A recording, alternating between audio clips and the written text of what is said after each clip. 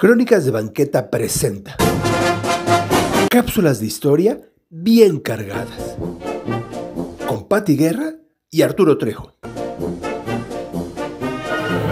Bien, hoy estamos de regreso ya en la segunda parte de Vicente Guerrero y pues no sé cómo lo toman ustedes. Pero la patria es primero. Exactamente. Y nos quedamos, Carlos, bienvenidos una vez más, Pati Guerra. Hola. Carlos Arellano. Mucho gusto. En que empieza a conocer, o bueno, ya está inmiscuido en pleno en la lucha de independencia y se le acerca Iturbide. Sí, hay que contextualizar un poco el momento. Anteriormente habíamos mencionado que Vicente Guerrero se encontraba en medio de esta guerra de guerrillas, sobre todo con la finalidad de ir generando el desgaste de las fuerzas realistas. Aquí quisiera hacer un poquito la aclaración de cómo estaba organizado el ejército virreinal, palabras más, palabras menos. Es una organización, no hay un ejército como tal. Las primeras fuerzas militares que se organizan en estas tierras va a ser hasta el último tercio del siglo XIX, con las milicias, del siglo XVIII, con las llamadas milicias provinciales o milicias regladas. Esas van a estar reglamentadas por la Real Declaración de Milicias de 1767, establecidas por Carlos III, y ahí nosotros encontramos la formación de distintos cuerpos provinciales. A la par de esos cuerpos provinciales, en determinadas zonas donde pues no se puede mandar refuerzos de manera constante debido a las vicisitudes del clima, estamos hablando de las zonas de tierra caliente, tanto la de Veracruz como la de la costa Pacífico, se van a establecer los batallones fijos. Ahí vamos a encontrar, por ejemplo, el fijo de Acapulco, encontramos el fijo de Veracruz, encontramos también uno aquí en la Ciudad de México, importante para resguardar el poder del virrey, que va a ser el fijo de México. De tal forma de que, bueno, vamos encontrando estas unidades. Cuando se da el movimiento insurgente en 1810, que Hidalgo y la conspiración de Querétaro comienzan a movilizar a la población del Bajío para poder llegar a la capital del virreinato, vamos a encontrar nosotros que se van a formar por parte del gobierno de la Nueva España las llamadas milicias de patriotas. Estas milicias van a ser formadas a partir de Félix María Calleja. Va a tener un primer plan en 1811, por distintas situaciones no se va a poder llevar a cabo y en 1813 se va a implementar. Estos patriotas básicamente son los pueblos armados. Si lo queremos ver a los ojos del siglo XXI, son autodefensas, que van a servir en aquellos espacios donde los provinciales o los fijos no se encuentren. Entonces, de esa manera, a lo largo de distintos pueblos del centro de México, de la Nueva España, se van a organizar estas milicias por parte de los ayuntamientos.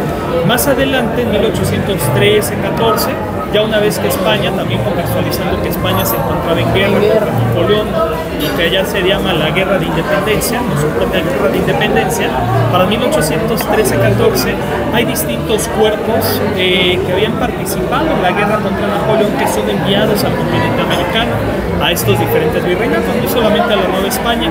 Aquí, por ejemplo, encontramos a Cataluña, cuerpos valones, encontramos el norte de Italia, entre algunos otros. Entonces, estos cuerpos expedicionarios van a llegar también aquí a la Nueva España y van a colaborar al combate en contra de la insurgencia. Entonces, si se dan cuenta, tenemos fijos, provinciales, patriotas, expedicionarios. Algunos de estos cuerpos de patriotas originalmente se llamaban los fieles de Fernando VII y con el paso del tiempo se les va a conocer como los realistas. Entonces, de ahí viene también esta denominación, la de los realistas. Ahorita, pues, bueno, también hace la explicación anterior comentábamos de los realistas, ¿no? Pero en realidad se hace referencia a una unidad en particular. Hoy en día, para fines no más prácticos, pues los englobamos a todos, ¿no? A todo este bando, que no necesariamente son españoles, son muchos americanos, como de la Nueva España. También por eso hay muchas visiones de que se trata de una guerra civil, no se trata de una guerra entre naciones, ¿no?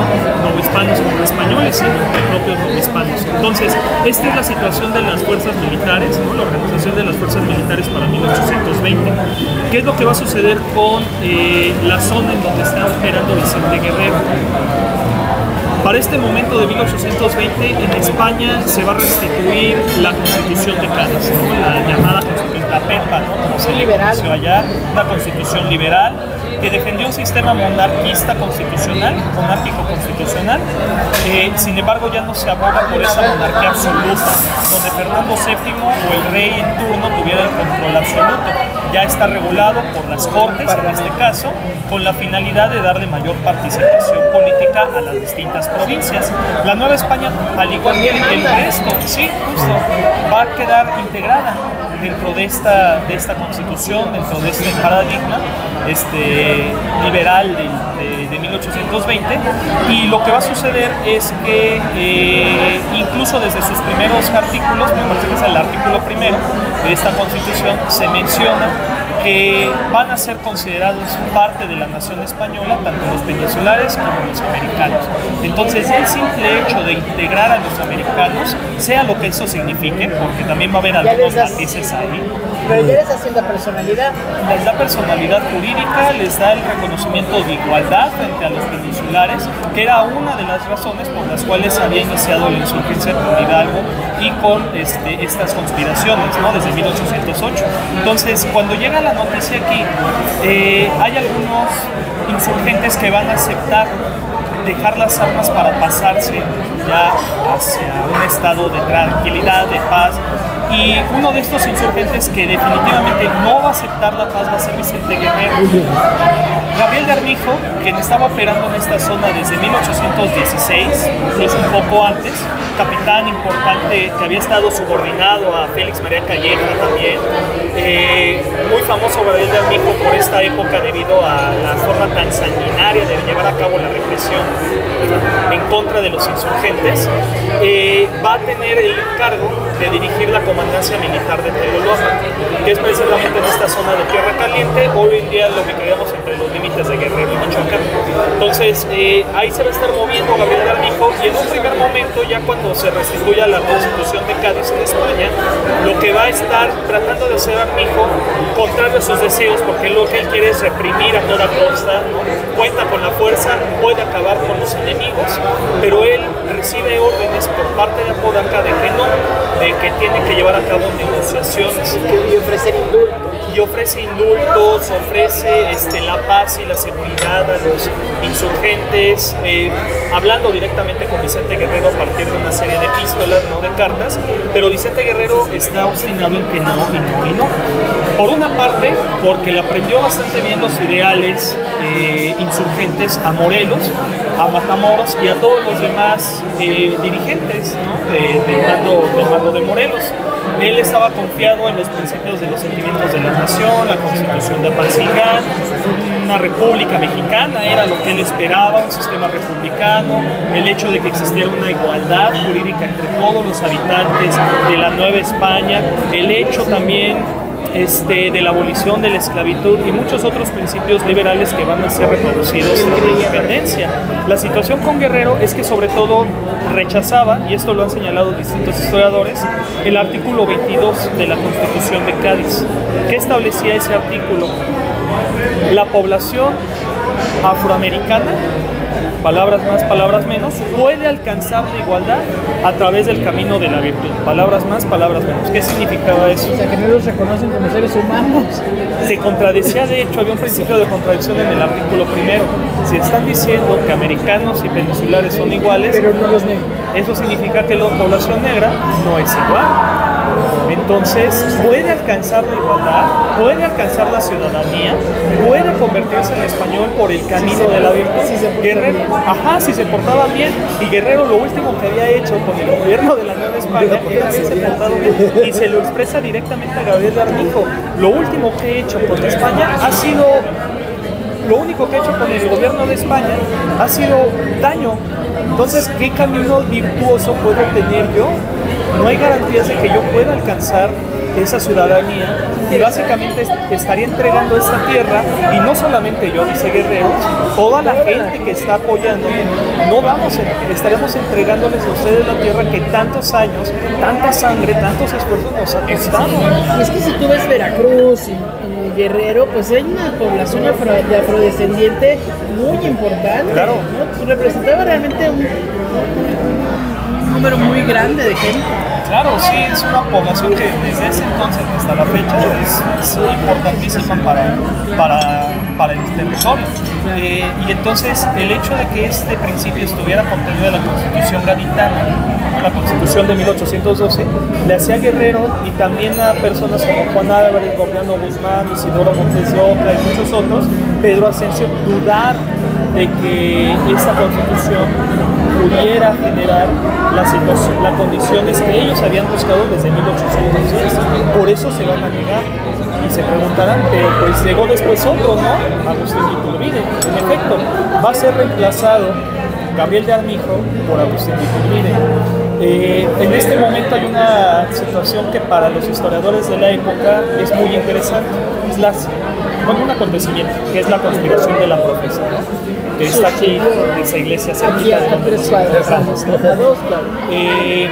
Se presume de que se llevaban a cabo labores de conspiración. Muchos historiadores han tratado de investigar dónde está la documentación de esa conspiración, como sucedió, por ejemplo, con la de 1808, la de Morelia de 1809, ¿no? Entonces se preguntan dónde caramba está.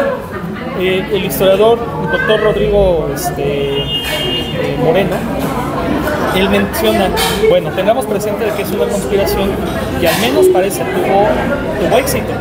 Una conspiración que no tiene éxito, se encuentra la información, porque es el testimonial que permite acusar, emitir sentencia. Claro, pero si tienes éxito, pues se queda en silencio. Se queda el silencio.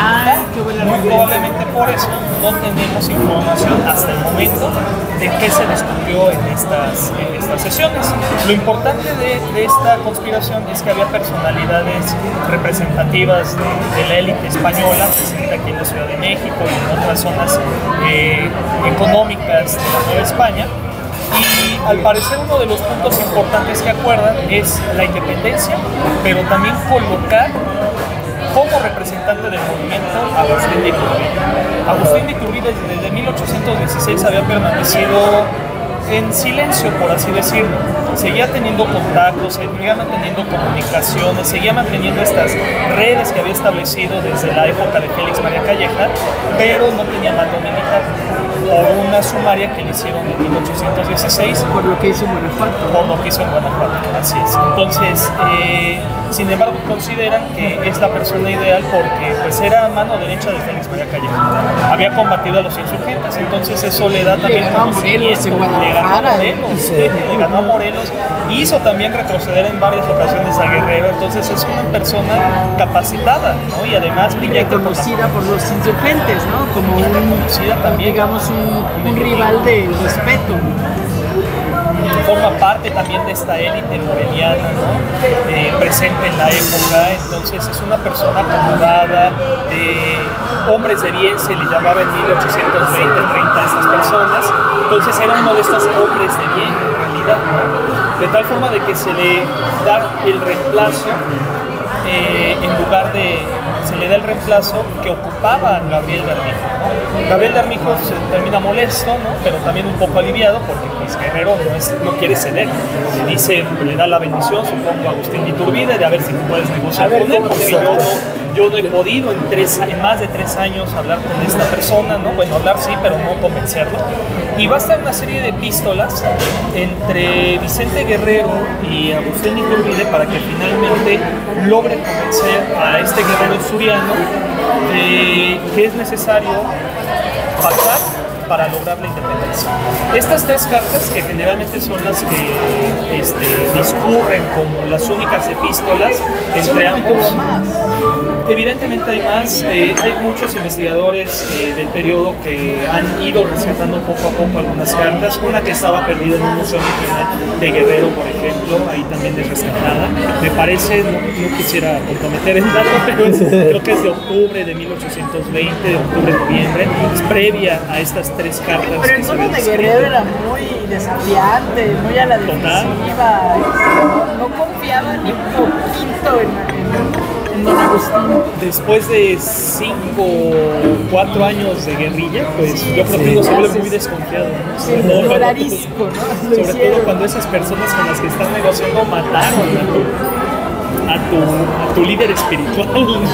Que es Morelos, ¿no? Siendo Morelos, entonces hay mucha desconfianza. Sí, claro.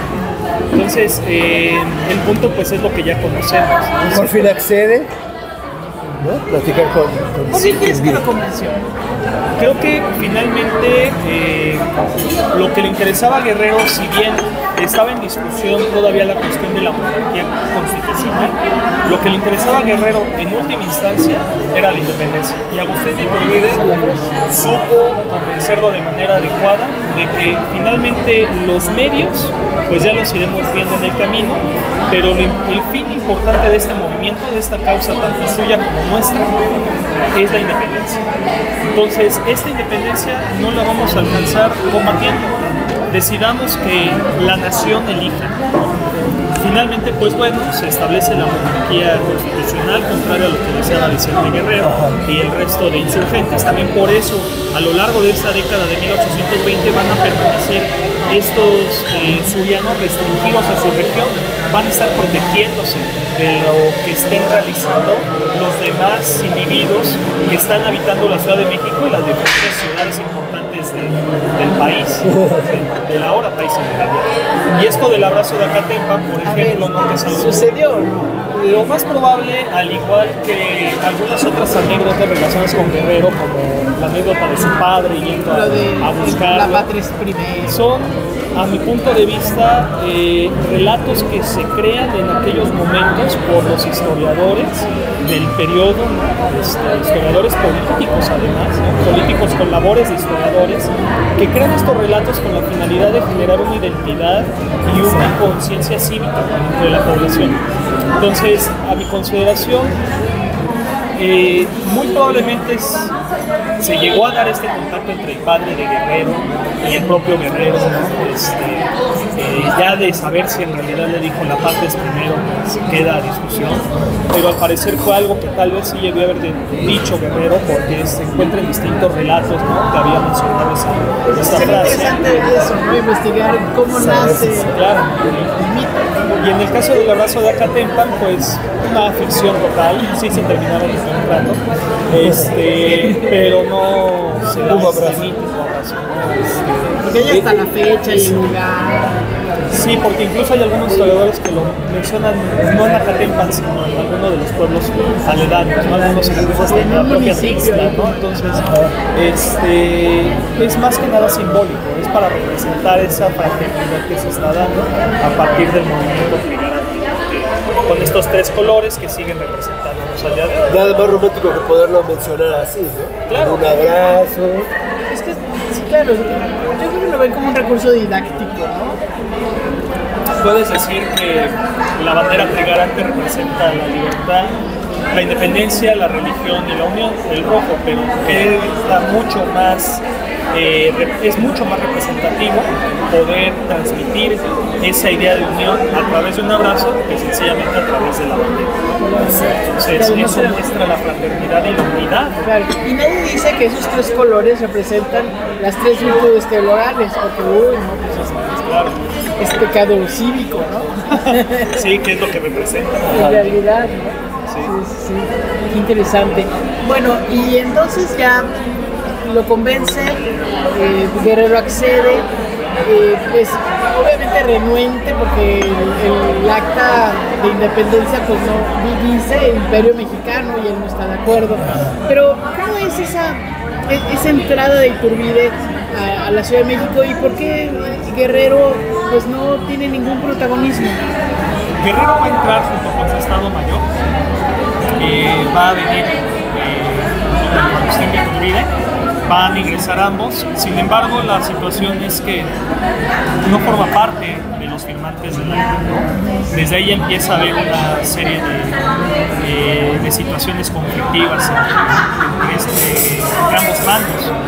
Posteriormente, pues también se van a dar una serie de desavenencias, más aún cuando el año siguiente el batallón que dirigía Agustín de Iturbide, el batallón provincial de Celaya, termine realizando esta famosa proclamación al frente de la que fuera su casa, ¿no?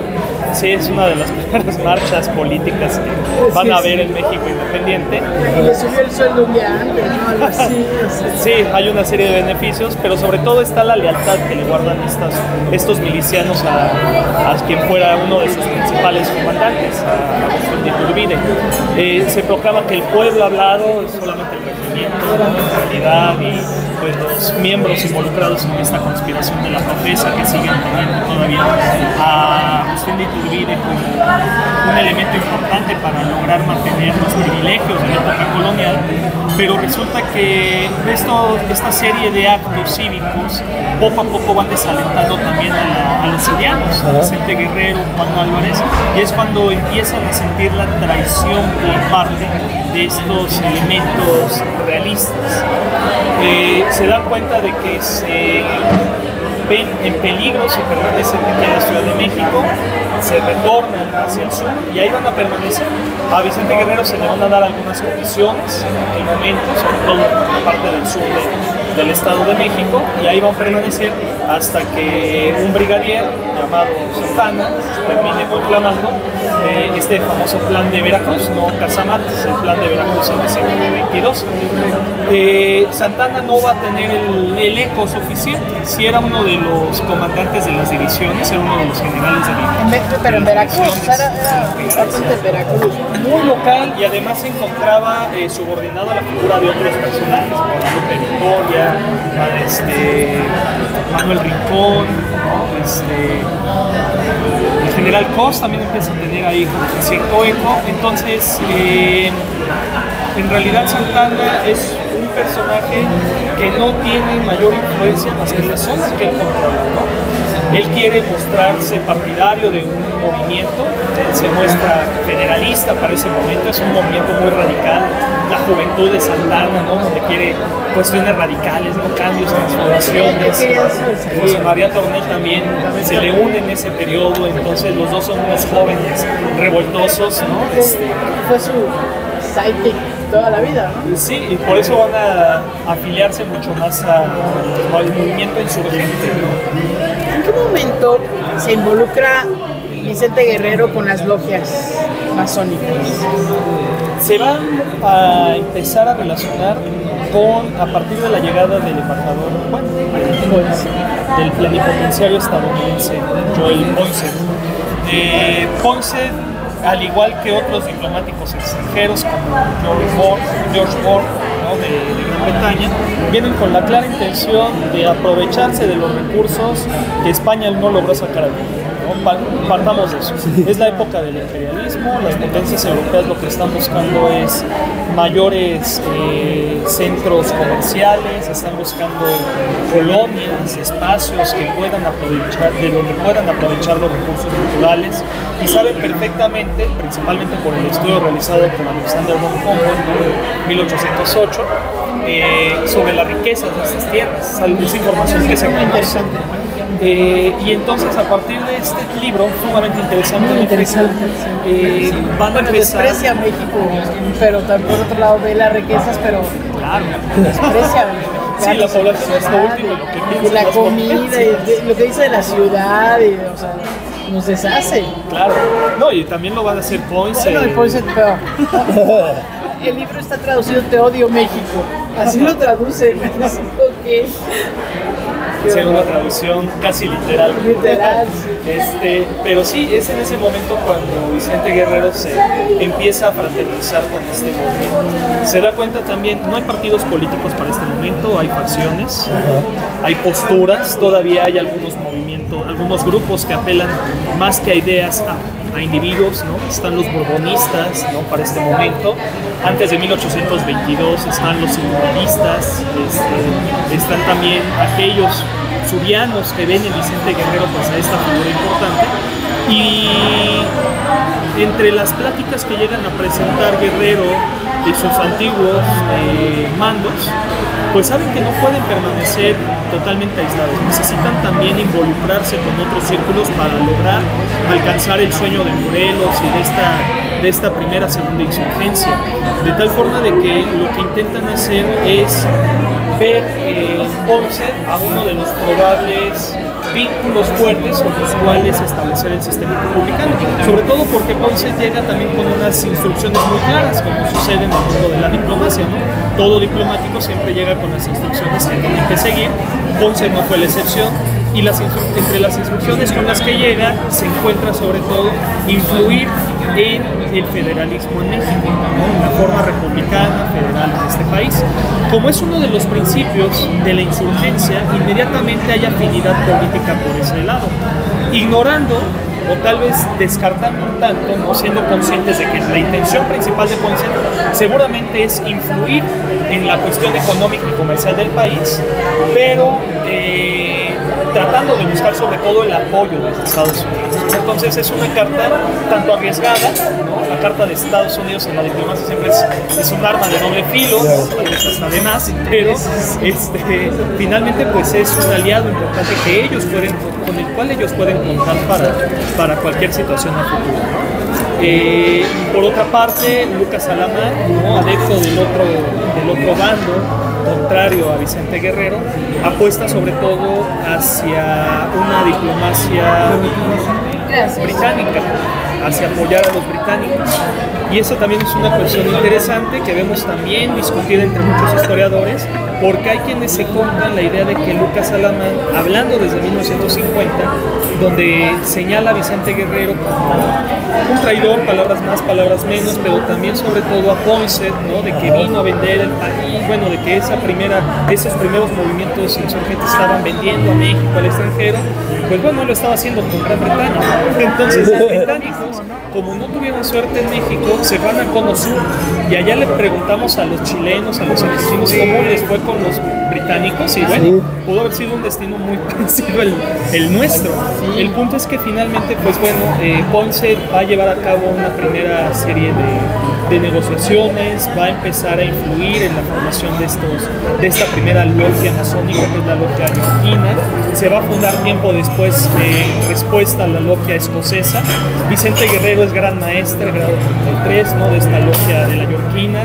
Y eso nos habla de su capacidad intelectual. Claro. Si eres gran maestro de una logia, por lo menos debes saber entender lo que estás leyendo. Saber negociar, saber relacionarte con los demás. Por mucho tiempo también se llegó a difundir la idea, y eso es parte del demérito que se trató de hacer de su figura tras la muerte, tras el fusilamiento de Iturbide. Se trató de mermar su figura diciendo que era un ignorante, un iletrado, sobre todo, y eso sí es una cuestión muy característica en contra de Vicente Guerrero, contra sus facciones, contra su condición racial. Carlos María de Bustamante, quien había formado parte del Congreso de Apatzingán, y llega un momento en el cual, a través de su diario histórico, se la pasa recriminando a Vicente Guerrero no por las ideas, sino porque era negro. Por el cabello rizado, las patillas también desaliñadas, Los labios gruesos. los labios gruesos, sí, incluso en los diferentes museos, por ejemplo pensando en Chapultepec, donde encontramos retratos de Vicente Guerrero, esas facciones en ocasiones buscan quedar muy claras. Uno de ellas es un cuadro más, ¿no? Es un cuadro de una persona, intenta ser lo más realista posible, sí, pero en la cuestión política tiene un doble significado. El significado es decir, vean a este negro que está, con toda la hazaña del mundo, o sea, con todo el tenor racista, diríamos hoy en día, está ahí marcado, ¿no? Ese es el supuesto presidente del país cuando él llega a la presidencia en 1800. En Chapultepec hay uno bastante claro. Sí. Pero en el Ayuntamiento de la Ciudad de México hay otro. También hay otro. Hay otro también. También unas facciones muy marcadas. Así es. Y en la lectura política de aquella época representaba ese rechazo, sobre todo porque México de aquellos años empieza bajo una idea de unión, que eso se identifica con el mestizaje. El mexicano de ese momento es mestizo, es una idea que después se recuperará ya con Vasconcelos, en este México revolucionario, con otro tenor, pero surge desde esta época, ¿no? El México mestizo. Y sobre todo las élites y los hombres de bien están pensando no solamente en el mestizo, sino que la clase dirigente tiene que ser el criollo.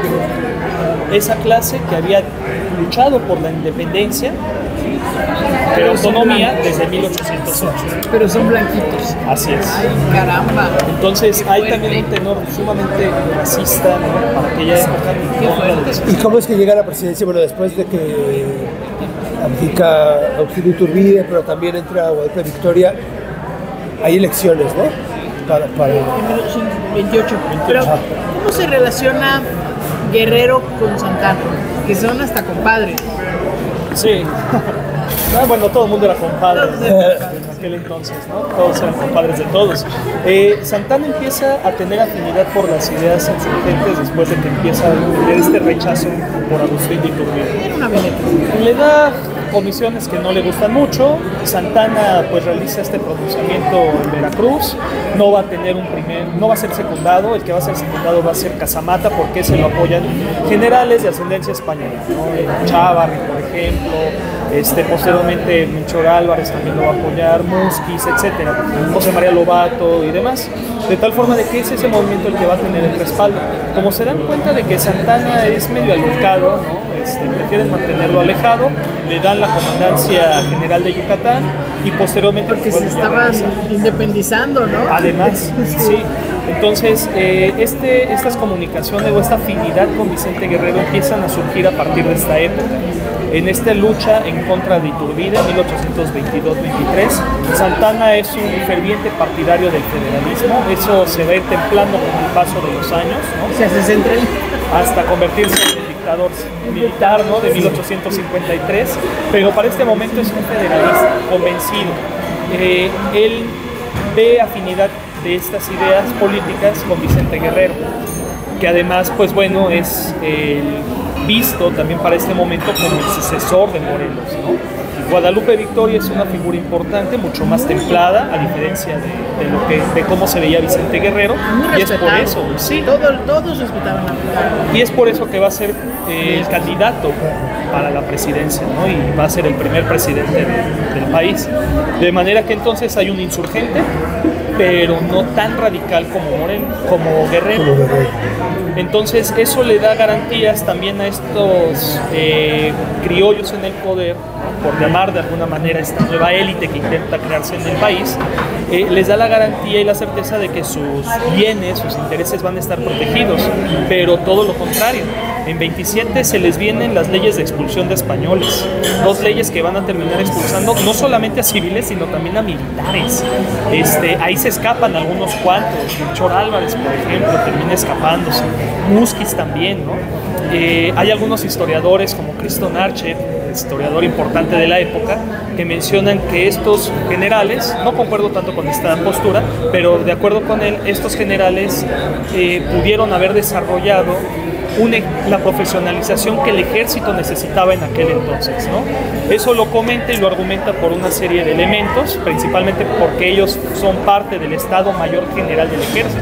Es un órgano fundamental para todo ejército desde entonces hasta la fecha. Y en México, en 1827, desaparece el Estado Mayor General. Deja de haber un órgano, una cabeza en el ejército, y en su lugar va a estar una plana mayor. Que básicamente va a consistir en una reunión de todos los generales donde ellos tienen que discutir los temas más importantes en cuestión de investigación científica, investigación tecnológica, estrategia, reconocimientos, etc. Pero el Estado Mayor que habían propuesto estos generales españoles desaparece, ¿no? De tal forma de que se dan estas expulsiones. Más adelante pues se presenta también una serie de levantamientos en las provincias, principalmente incitadas por ayuntamientos. Eso lo encontramos sobre todo, un ejemplo que me viene muy claro es Michoacán, una provincia muy cercana, ya estado para este momento, muy cercano hacia el sur del Estado de México, donde estuvo Vicente Guerrero operando, junto con Juan Álvarez y Gordiano Guzmán. Entonces, en Michoacán, por ejemplo, ciudades como poblados como Cueneo, Tilipetío empiezan a sublevarse, en Pátzcuaro también. ¿Quiénes se sublevan? Se preguntarán. Las milicias cívicas. Las milicias cívicas van a ser las sucesoras de estos grupos de patriotas que se van a formar para protegerse de la insurgencia. Pero con el paso de los años también se les va a ir integrando los antiguos insurgentes y va a ser un caos tremendo, ¿no? Entonces, estas milicias van a apoyar a los federalistas y van a ocasionar que entonces estas élites blancas en el poder empiecen a cuestionar si realmente vale la pena seguir con un representante insurgente o cambiar la fórmula. Y eso es lo que les va a garantizar Manuel Gómez Pedraza en 1828, que también tengamos claridad al respecto. Manuel Gómez Pedraza era ministro de guerra en ese momento, ¿no? El actual secretario de la defensa, si lo queremos poner en términos actuales.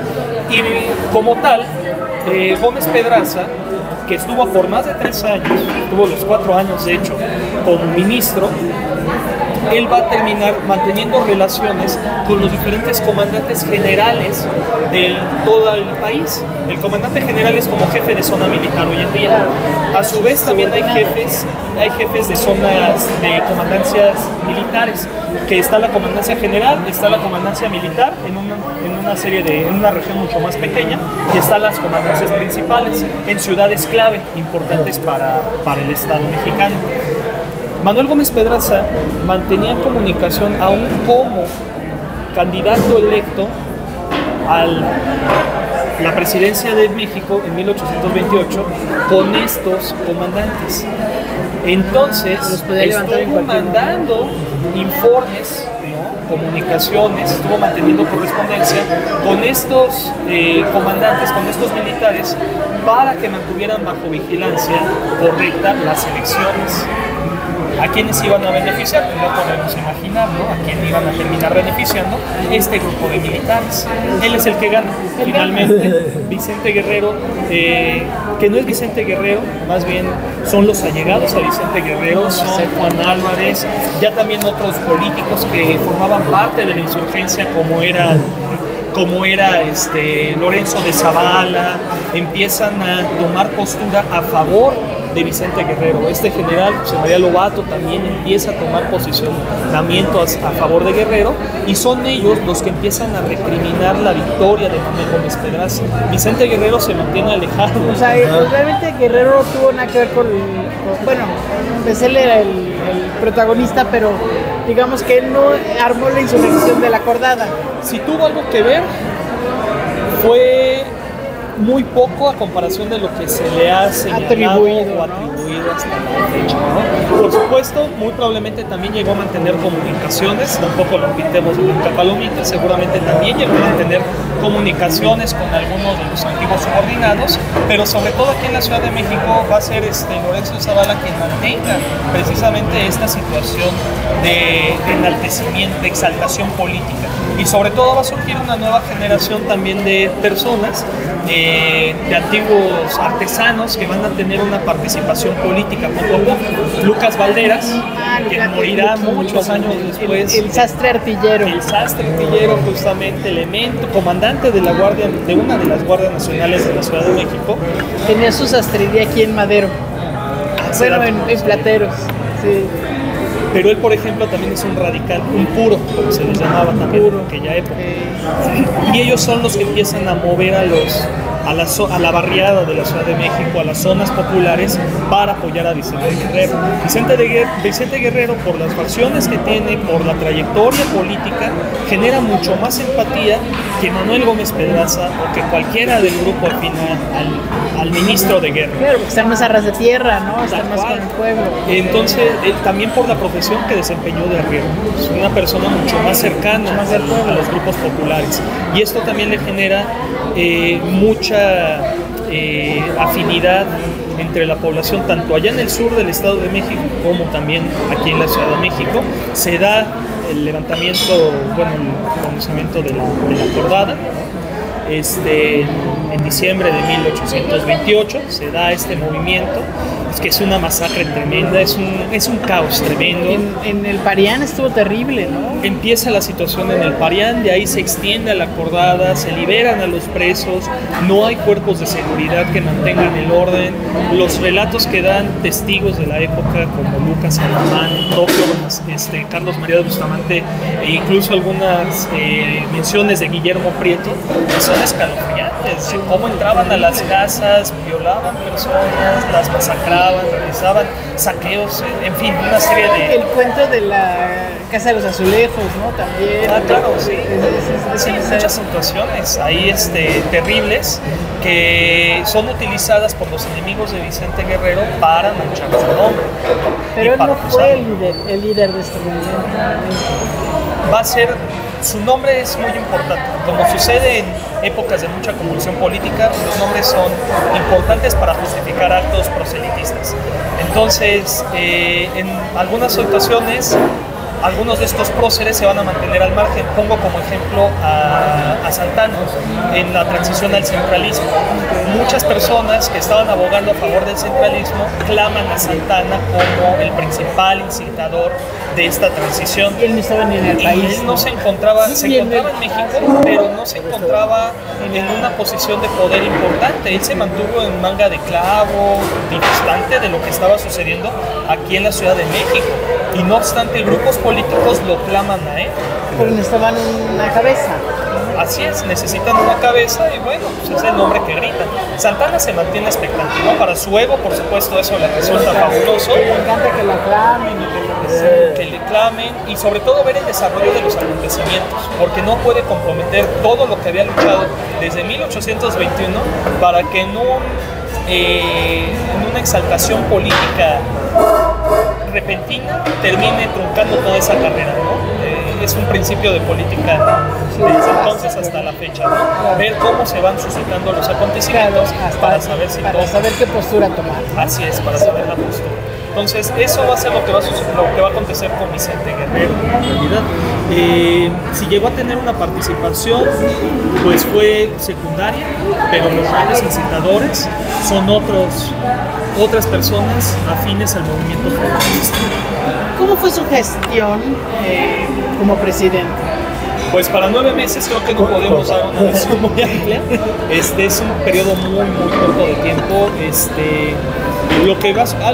Una situación importante que va a suceder con él es el intento de reconquista por parte de Isidro Barradas, del brigadier Isidro Barradas, en Tampico. Desembarca en Cabo Rojo y mandan a Santana a ver si lo matan, ¿no? Y a Teresa y al general Mier y Terán. Mier y Terán había sido parte de la insurgencia, había sido lugarteniente de Morelos, tenía también experiencia militar probada. Santana, por supuesto que tenía experiencia militar, muy en pequeña región, también debemos de darle mérito en lo que corresponde, ¿no?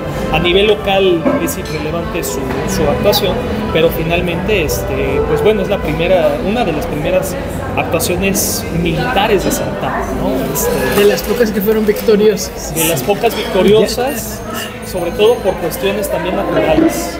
Ya cuando llega el huracán y se echa toda la embarcación, toda la embarcación española. Por otra parte es la época también de los mosquitos, de la fiebre amarilla, el vómito negro, termina mermando a la guarnición española, que también eran muy pocos, eran aproximadamente 4.000 elementos. Entonces, pues llevaban las de perder, ¿no? Santana empieza a mostrar sus dotes también en este momento y una situación muy interesante ahí que se presenta con un general, ¿no? Y a la hora de hacer las proclamas, porque era el primero que las lanzaba, ¿no? El primero que habla es el que gana.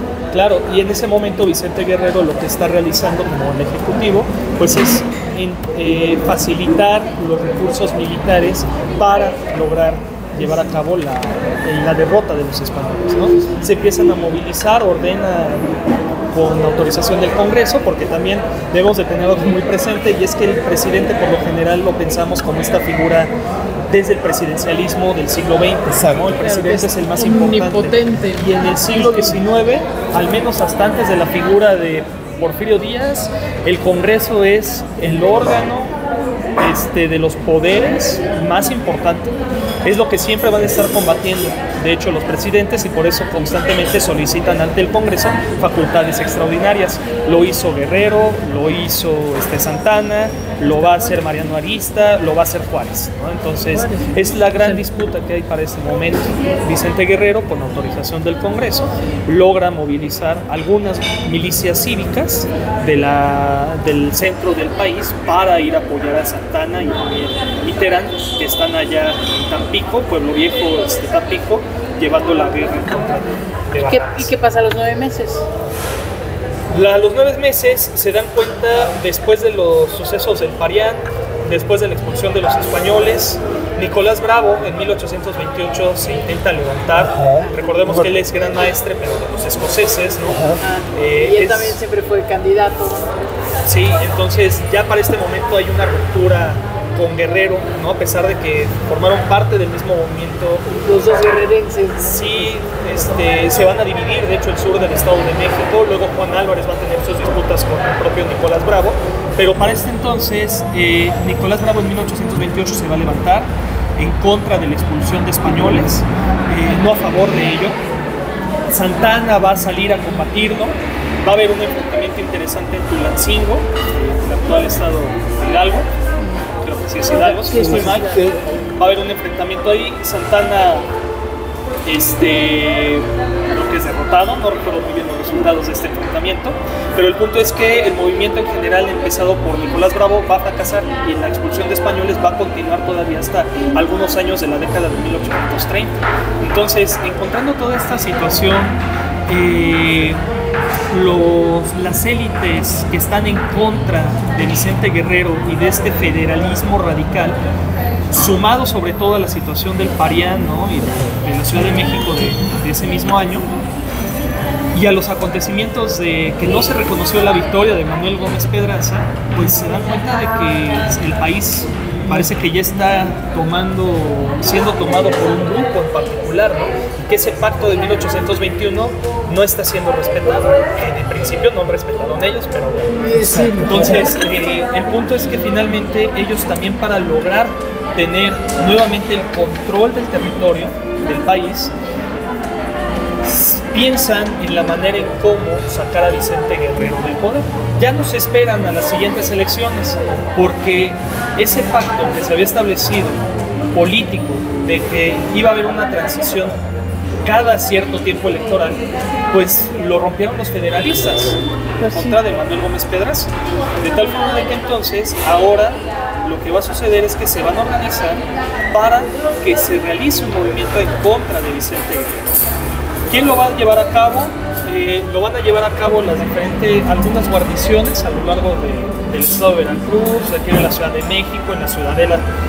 Se van a estar levantando en contra de Vicente Guerrero, pero sobre todo el posicionamiento que va a tener el vicepresidente Anastasio Bustamante va a ser fundamental para este momento. Que el turbidista Mauricio era amigo íntimo de Agustín de Iturbide. Ahí está con él, ¿no? Sí, su corazón. Él sus restos se encuentran en San Miguel de Allende, ¿no? Pero su corazón, mándelo con mi emperador, con mi amigo y emperador. Entonces acá están en la catedral. De tal forma de que entonces, con esta serie de pronunciamientos que se dan en la parte de la costa del Golfo, Vicente Guerrero solicita al Congreso Nacional autorización para dejar la presidencia y asumir el mando militar. Por varios días el Congreso lo rechazó y no le daba plenos poderes para poder acudir, ni le daba tampoco esta licencia para ir a sofocar el movimiento insurreccionista en su contra, hasta que finalmente se lo conceden, pero es aprovechado ese momento para que el general del Ejército de Reserva, recordemos que estaba la guerra, que se había presentado la campaña contra Isidro Barradas, todavía no se licenciaban al 100% estos ejércitos operativos en contra de la invasión española. Entonces este ejército de reserva que se había formado con ese fin estaba dirigido por Anastasio Bustamante, tenía su licencia y acepta unirse a esta serie de movimientos que se dan en contra de Vicente Guerrero. de manera que marcha hacia la Ciudad de México.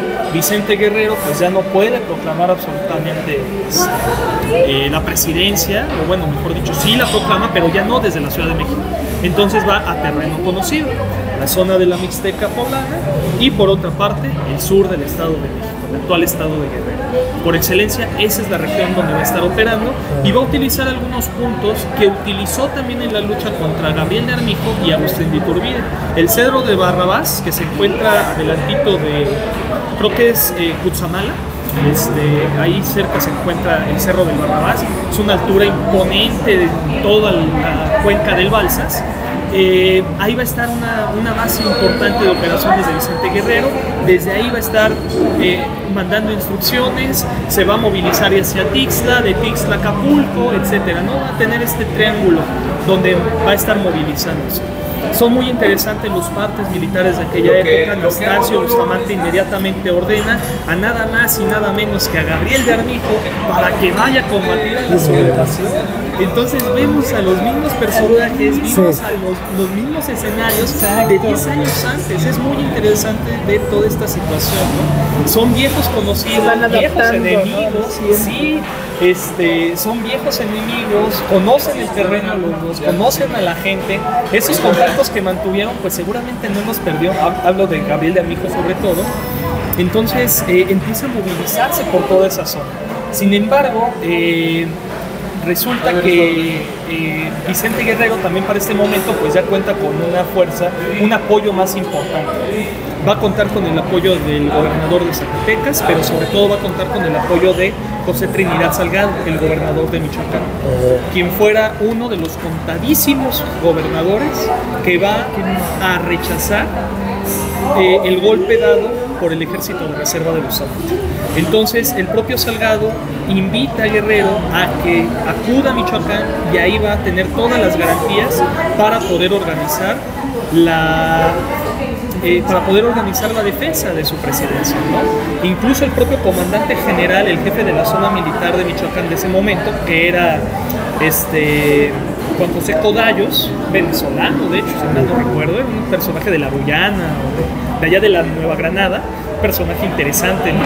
Seguramente está presente acá. En la masonería.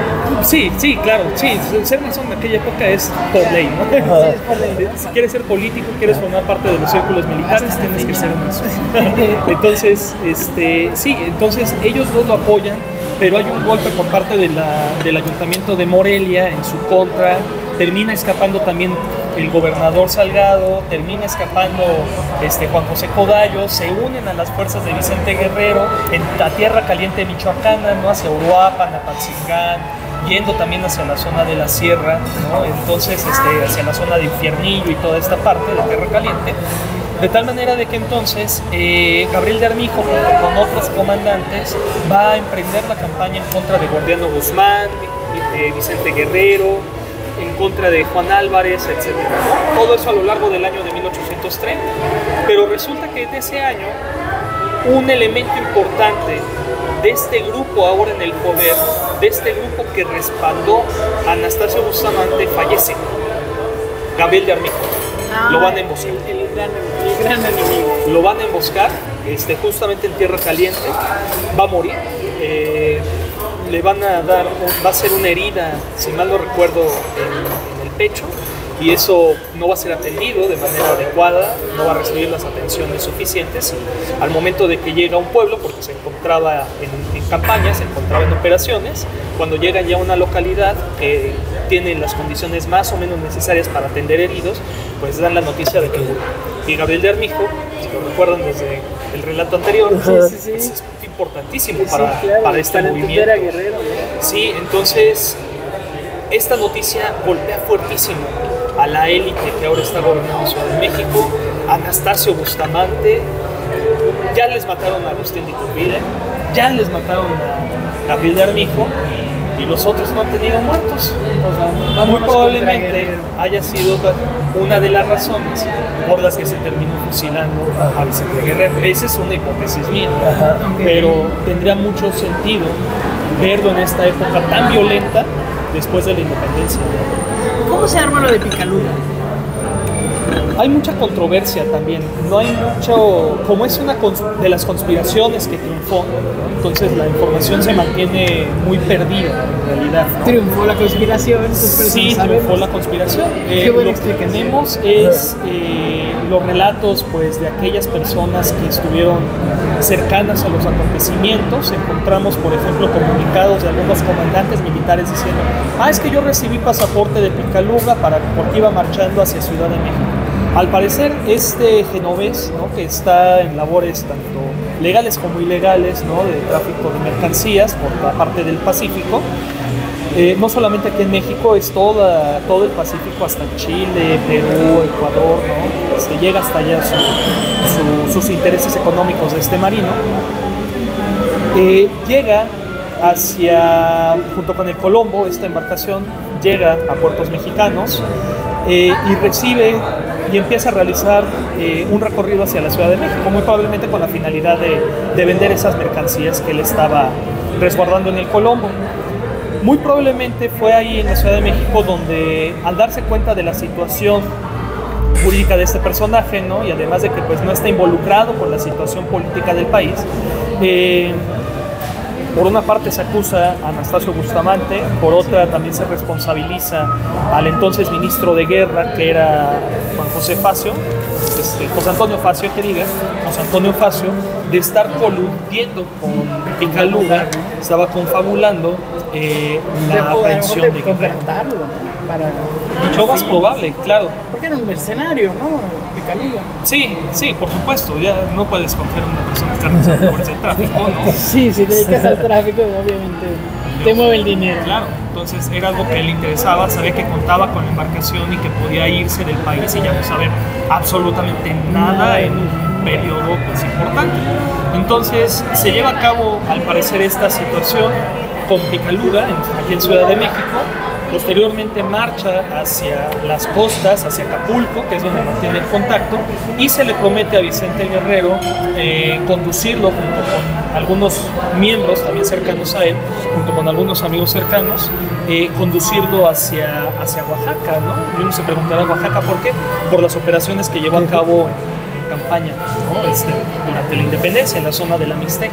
Entonces le prometen llevarlo hacia esa zona, de tal forma de que va a terminar siendo embarcado.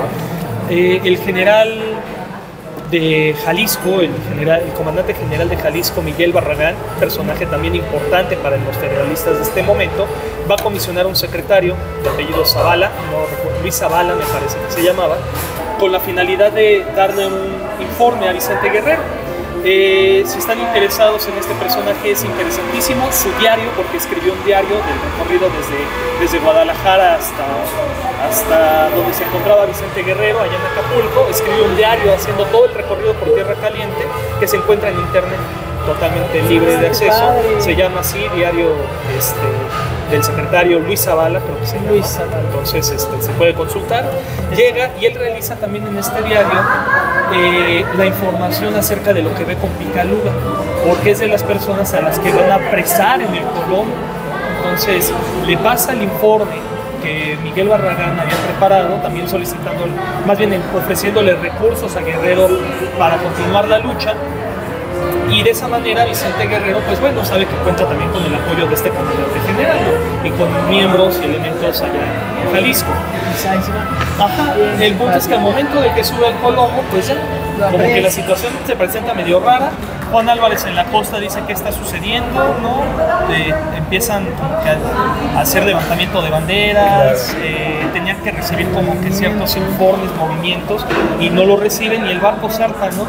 Y es cuando empiezan a sospechar de que algo malo va a suceder. En efecto, cuando llegan a Huatulco, le dan parte a Vicente Guerrero de que pues, él está en condición de prisionero y pues de que lo van a trasladar a Ciudad de México. No lo terminan trasladando allá, le hacen la sumaria en Cuilapa. Entonces ahí también le van a dar el fusilamiento. Tiene su testamento, ¿no? Donde escribe los bienes que va a repartir, las ideas por las cuales expresa el ideario por el cual él combatió, y finalmente pues se le va a aplicar esta sumaria donde se le va a acusar de distintos cargos, ¿no? La cuestión de la de la situación de desorganización y caos generalizado en el país, el hecho del golpe contra Manuel Gómez Pedraza, incluso previamente el Congreso Nacional ya lo había declarado incapaz para gobernar, ¿no? Y eso ocasiona que se legitime la presidencia de Anastasio Bustamante. Entonces hay una serie ahí de muchas irregularidades que van a afectar a Vicente Guerrero, que no va a tener la posibilidad de defenderse. O sea, y además también otro de los responsables a los que se les señaló en ese momento fue el comandante general de Oaxaca, porque uno se pregunta, a ver, una persona tan importante como Vicente Guerrero, que está siendo perseguido por las fuerzas militares del país, tiene que haber sido notificado al comandante general de Oaxaca. Claro. Hoy en día los jefes de zona militar tienen jurisdicción sobre distintos estados. En aquel entonces no, era solamente sobre un estado. Era el estado con el gobernador y el comandante general. Y el comandante general de Oaxaca era un general llamado Joaquín, apellidado Ramírez y Sesma. Joaquín Ramírez y Sesma. Entonces, soy malo con los nombres, con los apellidos sí los recuerdo, pero los nombres son terribles. Sí. Entonces Ramírez y Sesma es quien también lleva a cabo esta responsabilidad, y al parecer estaba confabulado informando directamente a Antonio Facio, el general, el ministro de guerra, de la situación que ya tenían presente allá en Oaxaca, ¿no? Y diciendo, pues lo tenemos acá, le aplico la sumaria y luego ¿quién da la orden? Porque finalmente sí, tiene la posibilidad, porque esa era una de las opciones, de exiliarlo, así como se le había propuesto y como se le ofreció de hecho a Agustín Iturbide. Ya su necesidad hizo que regresara, ¿no? Algunos dicen que porque quería salvar al país de una posible invasión de la Santa Alianza. Pero bueno, así como se le concedió el exilio a Iturbide, se pensaba que también se le podía conceder el exilio a Guerrero, cosa que no se favoreció.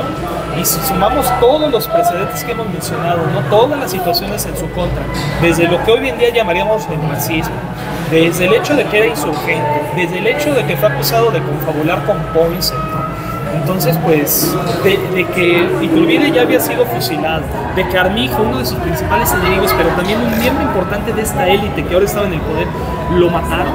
Lo usaban como venganza, ¿no? Como parecería una emparejar, venganza, así es. Y esa situación, ya para como ir cerrando, esa situación concluiría con los convenios de Zabaleta en 1832. La situación del ejército, la situación del país es sumamente violenta para ese momento, después de la muerte de Vicente Guerrero.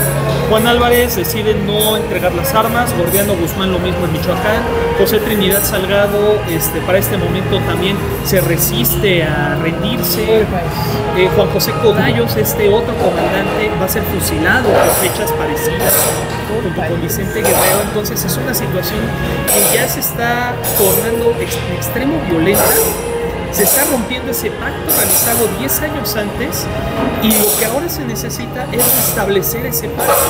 Los que lo van a llevar a cabo van a ser Anastasio Bustamante con una nueva generación de militares que se foguearon en la independencia. Entre ellos encontramos a Gabriel Valencia, una nueva generación también ahí. Encontramos a José López Uraga.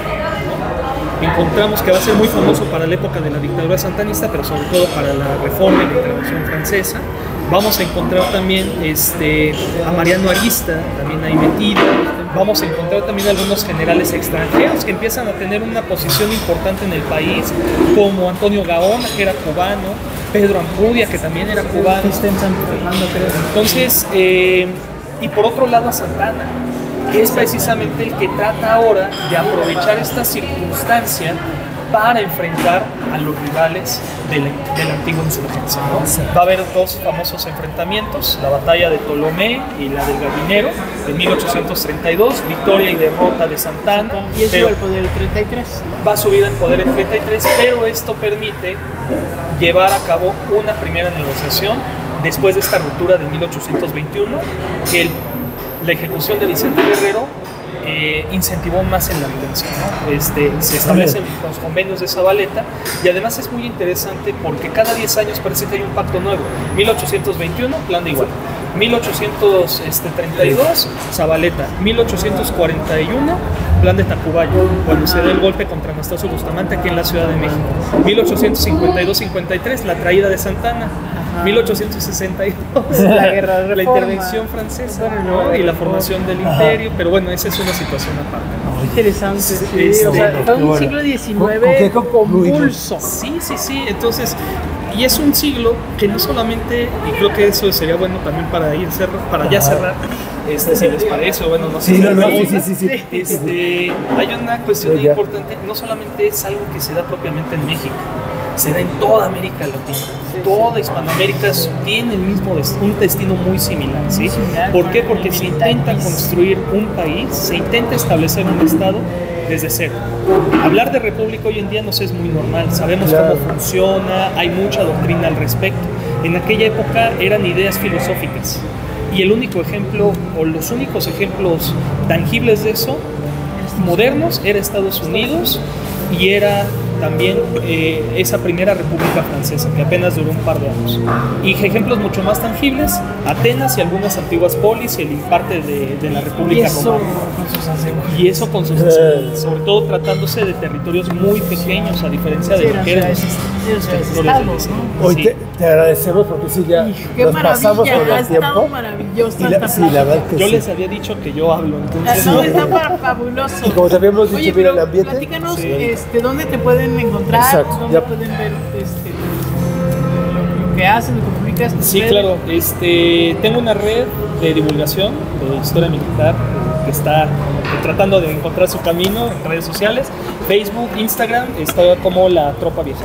La La tropa tropa vieja. vieja. Así como el libro de general Urquizo, Ajá. así Luis Urquizo, así van a encontrar. Busquen la tropa. La tropa vieja, para que encuentren a Carlos Arellano. Pues ha sido un placer platicar de Guerrero Al y contrario. sobre todo que nos has planteado un panorama muy completo, ¿no? De toda la época, en muy poco tiempo, ¿no? Fabuloso, muchísimas gracias. No, gracias a ustedes. Muchas No, gracias. Y pues bueno, nos vemos la próxima semana. Ya un nuevo invitado, un nuevo personaje. Y creo que te nos dejó mucha tarea porque nos mencionó muchísimos nombres. Claro, y hay que ponerse a investigar, ¿no? Es una puerta nueva a conocer mejor la historia de México. Sí, y ir uniendo, ¿no? Otras culturas. Exacto, hacer una red ahí. Gracias, Muy bien. nos vemos el próximo Hasta luego. martes. Pues con otro capítulo más de Cápsulas de Historia bien cargadas. Bien cargado. Hasta la próxima. Bye.